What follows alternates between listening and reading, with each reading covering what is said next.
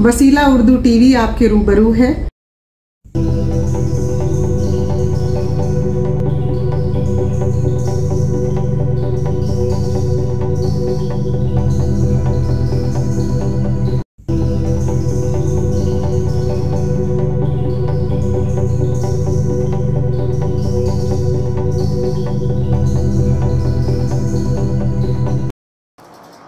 बहुत शुक्रिया तैयब नवाज़ी साहब।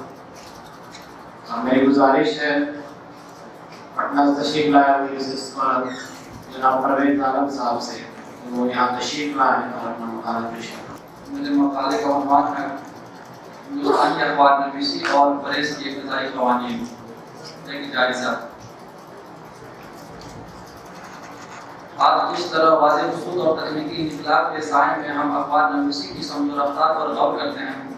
अगर 200 बरस पीछे जाकर 18वीं सदी के आखिर में हिंदुस्तान की देसी हुकूमत ईस्ट इंडिया कंपनी की सरगर्मियाँ और अंग्रेजी, फारसी, गुजराती, बांग्ला और उर्दू के इब्तिदाई सहाफ़ती नमूनों पर तवज्जो करें तो ये बात समझ में आती है कि उस दौर की सहाफ़त ने जब तक हुकूमत के मुफाद से खुद को अलग रखने की कोशिशें की, उसके नतीजे में तरह तरह के क़वानीन और हुक्मरानों की जानिब से प्रेस के आज़ादाना वजूद पर कलकल लगाने की कोशिशें जारी रही। हिंदुस्तानी सहाफ़त का इब्तिदाई दौर अजीब रूप छौंक का सबूत फराहम करता है। वाक़ई निवीसी और खबर रसानी के जो बाज़ाब्ता ज़राए अखबारात से पहले इस्तेमाल किए गए, उन पर भी हुकूमत की कोशिशों में सख्त कार्रवाई की बातें कही गई।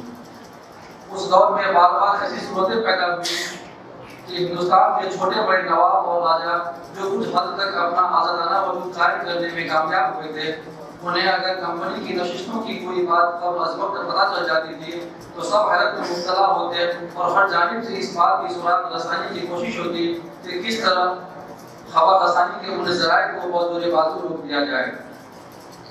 अंग्रेजी के अखबारात के आगाज़ से ये मसाइल और बढ़ने लगे। फारसी की खबरों की जिल्दबंद शक्लें भी अंग्रेजी हुक्मरानों के लिए पसंदीदा नहीं थी।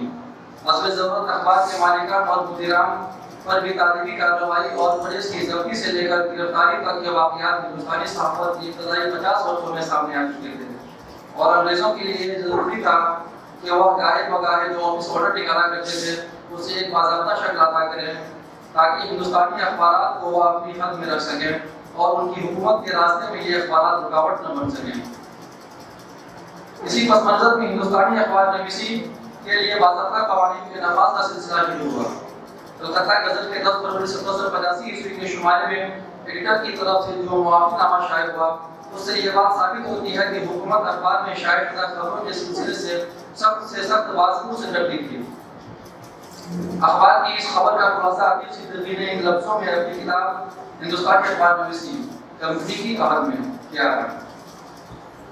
गवर्नर जनरल को इजलास काउंसिल ने हमको यानी कलकत्ता गज़ल को हिदायत की है कि विलायती अखबारों के बाद इक़्तिबासात जो उस अखबार में शाये हुए हैं उनके मुतालिक हम उनकी गवर्नर जनरल को इजलास काउंसिल की नापसंदीदगी का इजहार करें। ये इक़्तिबासात उस वक्त शाये हो गए थे जब एडिटर अखबार की जिम्मेदारियां एक दूसरे शख्स के सुपुर्द करने की जरूरत बाहर किया गया था। उसी दौर में मुदीर मद्रास और बम्बई की यूरोपीय हुकूमतों ने अपने शहर के अखबारात के लिए ये हुक्मनामा जारी किया कि इरशाद से पहले हुकूमत के नामजद अफसर को अखबार की प्रेस को अपनी जांच के लिए पेश की जाए। आज के मुताबिक उसे प्रेस सेंसरशिप भी कहा जा सकता है। अंग्रेजों की उस फिक्रमंदी और अखबारात की आज़ादी को अपने कब्जे में लेने की मुहिम का एक अंदाजा एशियाटिक मिरर के एडिटर चार्ल्स ब्रूस के जरिए शाये शुदा एक खास खबर से देता है। 1999 में लॉर्ड वेलेस्ली जब टीपू सुल्तान से बरसरे टाइगर था, उस वक्त एशियाटिक मिरर ने अंग्रेज और हिंदुस्तानी अफवाज की ताकत का मवाजना करते हुए अपने कुछ नताइज जाहिर किए थे। ये बातें हुकूमत को पसंद न आई। लॉर्ड वेलेस्ली ने अपने कमांडर इन चीफ के नाम 8 अप्रैल 1799 ईस्वी को एक मकतूब में इन सख्त अल्फाज में अपनी हिदायत पेश की है। मैं गरीब मुदीरान अखबार के सारे कबीले को काबू में लाने के लिए ज़वाबित मुरतब करके रवाना करूंगा। इस असना में अगर आप इस किस्म के अखबार की सनअंगेज़ी न रोक सकें तो जबरन बंद करते हैं और उनके एडिटरों को यूरोप रवाना करते हैं। यह मौजूद हुकूमत के लिए पहली फौकियत रखता था اور محض ایک مہینے کے اندر 1999 میں گورنر جنرل کی اجلاس میں ایک 5 نکاتی ضابطہ اخلاق مرتب کیا گیا اور اس کا فوری طور پر نفاذ شروع کیا گیا. ہر اخبار ایڈیٹر اور مالک اپنے پتے سے حکومت کے سیکریٹری کو مطلع کریں. اخبار کے آخری صفحے پر ناشر کا نام چھاپا جائے. حکومت کا سیکریٹری کوئی افسر جس کو اس کام کے لیے مقرر کیا جائے جب تک اخبار کے پروف کا معائنہ نہ کر لیں اس وقت تک اخبار پر چھاپا جائے گا. اتوار کے دن کوئی اخبار نہ شائع کیا جائے. ان قاعدوں کے خلاف ورزی کرنے والے کو یورپ بھیج دیا جائے گا. ان قوانین سے حکومت کا حقیقی منشا سمجھا جا سکتا ہے. الگ الگ ذرائع سے یہ اخبارات کو گرفت میں لینے کی کوشش کی. ضابطہ نمبر 3 کو کھلی ہوئی سینسرشپ کی بنیاد بن گیا. اس اخبارات پر نگاہ رکھنے کے لیے باضابطہ طور پر ایک محکمہ بنا دیا گیا اور اس محکمے کی جانب سے ان تمام قوانین کی نقلیں روانہ کر دی گئیں. اولا اس کا نفاذ بنگال میں اس وجہ سے بھی ہوا کیونکہ سب سے زیادہ اخبارات وہیں سے نکل رہے تھے اور چند اخبارات کو خاص طور پر حکومت کی نگاہ میں کر رہے تھے. کلکتے کے تمام اخبارات کے مدیران اور مالکان کو نہ صرف یہ کہ یہ ضابطے پہنچائے گئے بلکہ ان پر اس طور پر عمل درآمد کا سلسلہ دراز ہوا کیونکہ اخبارات نے اپنے نام پتے اور دیگر تفصیلات حکومت کو روانہ کرنے میں دیر نہ کی. یہ 5 نکاتی ضابطہ بندی پریس کو زنجیروں میں جکڑنے کی ایک طویل سلسلے کا آغاز اس وجہ سے ماننا چاہیے کیونکہ اس خاص محکمے کے لیے متعلق افسر نے الگ سے ضابطہ بندی شروع کی. چند سخت رہنمایانہ اصول اخباروں کے لیے لازم کیے گئے جنہیں مکمل سینسرشپ سے ذرا بھی کم نہیں کہا جا سکتا ہے. ذیل میں ان نئے ضوابط کو ملاحظہ کیا جا سکتا ہے. فرض عامہ کمپنی کے مالیات اور سرکاری خزانے کے متعلق نہ تو کوئی خبر شائع ہو اور نہ اس معاملات پر کسی قسم کی رائزنی کی جائے. فوجی ذخیروں روکڑ کی برآمد اور بحری و بری فوجی تیاریوں کی کوئی خبر نہ شائع کی جائے. جہاز خواہ کمپنی کی ہو یا نجی ان کے آنے جانے کی خبر نہ شائع کی جائے. کسی سرکاری افسر کے طرز عمل پر اظہار خیال نہ کیا جائے. لوگوں کے نجی معاملات کا کوئی ذکر نہ آنے پائے اور نہ کوئی ایسی بات چھاپی جائے جس سے کسی کی حدت ہوتی ہے. کسی ایسی ریاست کے ساتھ کمپنی کی صلح یا جنگ کی خبریں نہ شائع ہوں. کوئی ایسی خبر نہ چھپے جس سے دشمن کو کسی خبر کے ملنے کا امکان ہو یا جس سے کمپنی کی حدود حکومت میں گھبراہٹ یا بدامنی پھیلنے کا احتمال ہو. یورپ کے کسی اخبار کا کوئی ایسا اقتباس نہ شائع ہو جس سے برطانیہ کے اس اقتدار پر آ جانے کا احتمال ہو جو دیسی حکمرانوں پر قائم ہے. ان قوانین کے بعد اب اخبارات کے پاس کون سی ایسی باتیں باقی رہ جاتی ہیں کہ وہ اپنے صفحات کو کارآمد معلومات افزا اور قابل توجہ بنا سکے.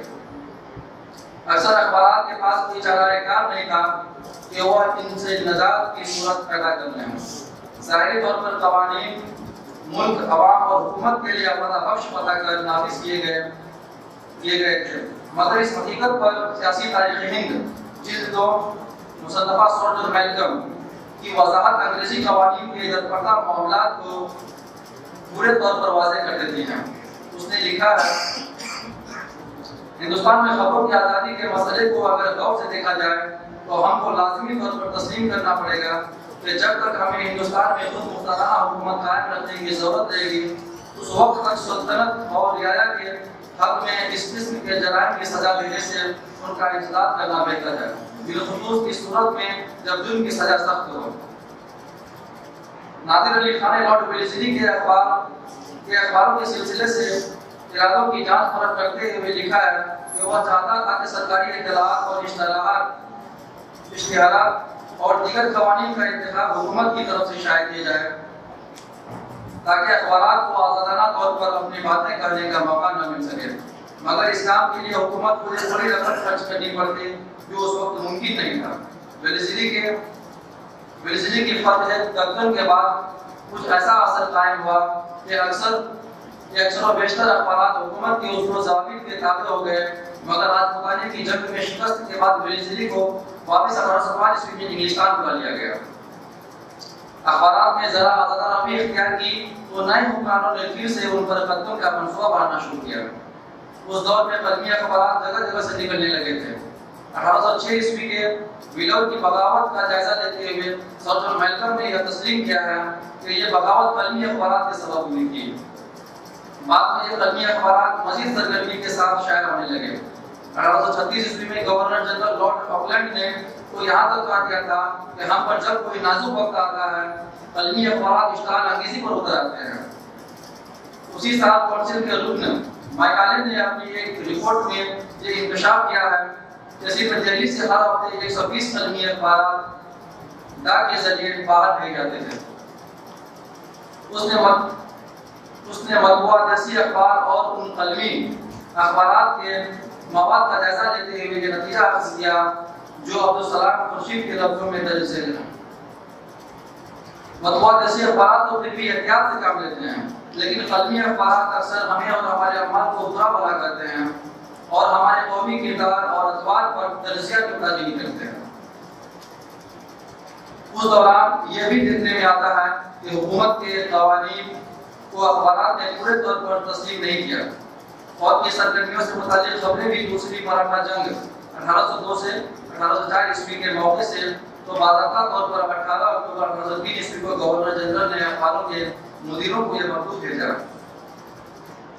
امید کی جاتی ہے کہ اخباروں کے ایڈیٹر جنگ کے دوران کسی حصے سے بھی جہازوں کی روانگی کی اطلاع یا ایسی خبریں نہ چھاپیں گی جن سے دشمن کی صورتحال کا یا ان کے مذہب کی فوجی طاقت کا اندازہ ہو سکے۔ اس سے پہلے 1801 عیسوی میں کلکتہ کے ایک ایڈیٹر کو خاص طور سے توجہ دلائی گئی کہ فوج کی سرگرمیوں کی خبریں شائع کرنا ممنوع ہے۔ دوسرے تمام اخباروں کے ایڈیٹروں کو باضابطہ طور پر یہ ہدایت دی گئی کہ صرف وہی خبریں شائع کی جائے جو حکومت کی جانب سے ان کے پاس بھیجی گئی ہوں اور جن پر چیف سیکریٹری کے دستخط موجود ہوں۔ اس حکم نامے میں آدمی لسٹ کی اشاعت بھی ممنوع قرار دی گئی۔ بہت سارے ایسے اخبارات حکومت کے ان حکم ناموں کی کو نظر انداز کرتے ہوئے ملتے ہیں، جس کی وجہ سے 15 فروری 1804 عیسوی کو حکومت کی جانب سے اخباروں کے مدیروں کے نام پھر ایک باضابطہ حکم نامہ بھیجا گیا۔ 1807 عیسوی میں جہازی بیڑے سے متعلق خبریں شائع کرنے کے سلسلے سے بعض اخبارات کو قابل سزا تصور کیا گیا اور یہ مانا گیا کہ انہوں نے حکومت کے احکام کی خلاف ورزی کی ہے۔ حکومت کی سمجھ میں یہ بات آئی کہ اخبار شائع ہونے سے پہلے سینسرشپ قانون کی پوری پابندی نہیں کر رہے ہیں، جس کے سبب فوج کے تعلق سے بعض ممنوع خبریں بھی شائع ہو جاتی تھیں۔ اخباروں کے ساتھ کتابچہ اور ایک موضوعی رسائل بھی اس وقت میں شائع کر دیے جاتے تھے، کیونکہ ان پر اخباروں کے سلسلے میں قوانین نافذ نہیں ہو سکتے تھے۔ اس دور میں کلکتہ سے 17 اخبارات شائع ہوتے تھے، ان میں 6 کے خلاف کارروائی کی گئی اور چھاپے خانے پر مزید پابندیاں عائد کی گئی۔ 9 اپریل 1801 عیسوی کو گورنر جنرل کے اجلاس میں یہ بھی فیصلہ ہوا کہ عوامی جلسے ممنوع قرار دیے گئے۔ ان پابندیوں کے خلاف مختلف حلقوں سے اختلافی پرچے نکالے گئے۔ کمال یہ تھا کہ ان پرچوں میں چھاپنے والوں کے نام، مصنفہ مطبعہ کی تفصیل بھی نہ تھی۔ اس موقع سے شری رام پور کے بیپٹسٹ مشنریوں نے ایسے پمفلٹ بھی شائع کیے جن میں ہندو اور مسلمان دونوں مذاہب کے تعلق سے سخت باتیں کہی گئی تھیں۔ حکومت کو اشاعتوں کو اشتعال انگیز قرار دینا پڑا اور یہ حکم بھی جاری کرنا پڑا کہ شری رام پور سے اپنے پریس کو کلکتہ منتقل کر لے۔ جب پریس نے اس سلسلے سے اخبارات اور دیگر ترددات کی معذرت پیش کی تو پھر اس کے لیے بھی یہ لازم کیا گیا کہ وہ اپنی مذہبی دستاویزات شائع کرنے سے پہلے اس کے پروف سینسر قانون کے تحت حکومت سے منظور کرا لیں۔ یہ اخبارات اور پریس کے آگے بڑھ کر مذہبی تبلیغ و اشاعت کے تعلق سے حکومت کی دخل اندازی کی پہلی قانونی صورت تھی، جسے آنے والے وقت میں مزید سخت اور نافذ العمل بنانا تھا۔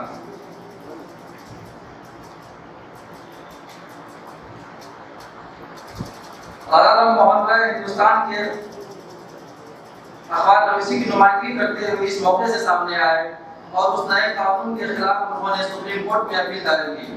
ان کی اپیل کے دو خاص پہلو تھے۔ ان کا کہنا تھا کہ اس آرڈیننس سے ہندوستان کے ان باشندوں کی بھی حوصلہ شکنی ہوگی جو حکومت کے انتظام سے متعلق انگریزوں کو معلومات فراہم کرتے ہیں، جس سے حکومت کے کام پر اثر پڑے۔ راجا رام موہن رائے کا یہ بھی کہنا تھا کہ اخبارات علم کے فروغ کا ذریعہ ہے اور ان پر قتل لگانے سے یہ سلسلہ بند ہو جائے گا۔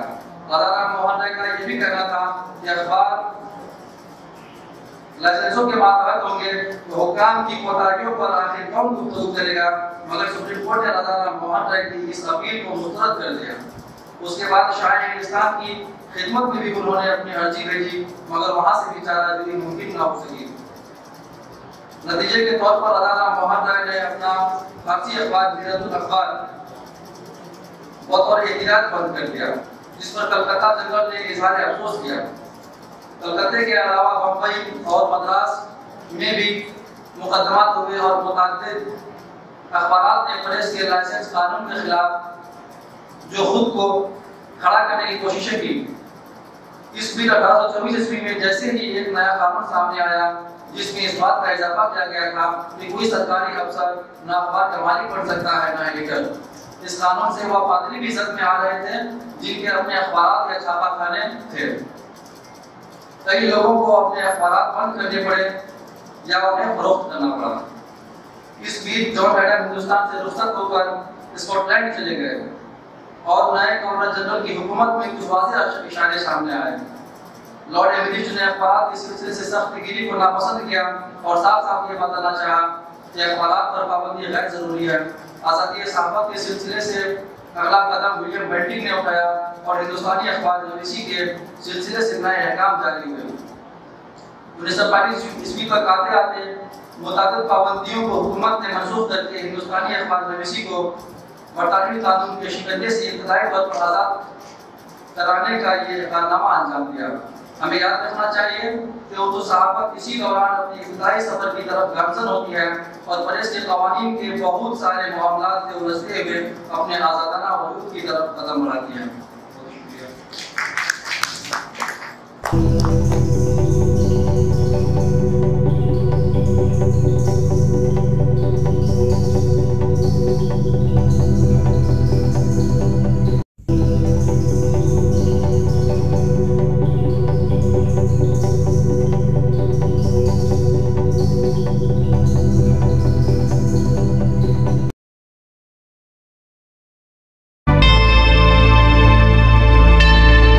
Subscribe to my channel and also press this bell icon so you can get latest video notifications.